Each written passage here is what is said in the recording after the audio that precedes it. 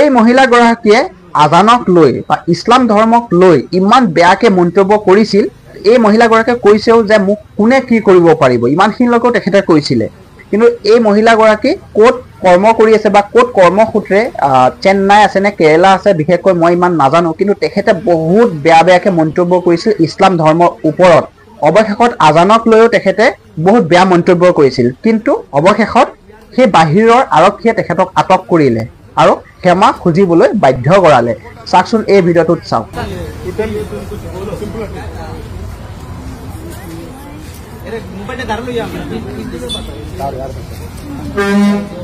ठीक है, तुम्हारा लैंग्वेज में बोलो।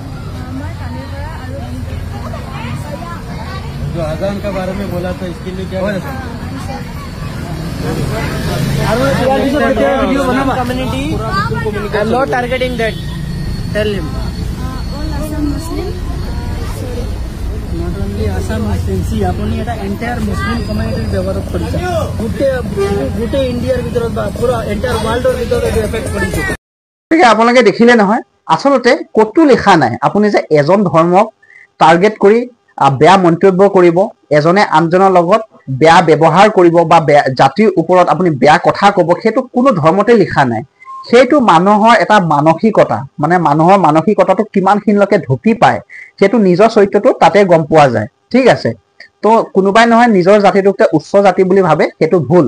সকলো জাতি সমানে, কোনো জাতি উচ্চ নহয়, কোনো জাতি নিম্ন নহয়, সকলো জাতিয়ে সমান, সকলোতে একেই কথা লিখা আছে। মাথো ভাষা কিছুমানে চেঞ্জ, কিন্তু সকলো একেই লিখা আছে। ঠিক আছে, গতিকে এই মহিলাগৰাকী যিহেতু বেয়াকে মন্তব্য কৰিছিল, অৱশেষত ক্ষমা বিচাৰিবলৈ বাধ্য হ'ল আৰু কৈছে, মুখেৰে ক'লে যে এনেধৰণৰ আৰু কাম নকৰোঁ। কিন্তু তেখেতে বাহিৰত আছে কাৰণে, হয়তো আমাৰ অসমত থাকিলে আৰু তেখেতৰ শাস্তিটো বেয়া হ'লে হয়। গতিকে এনেধৰণৰ কোনো জাতিক ধৰি কোনো বেয়া মন্তব্য নকৰে, মই তাকে ক'বলৈ বিচাৰিছোঁ। গতিকে জয় আই অসম।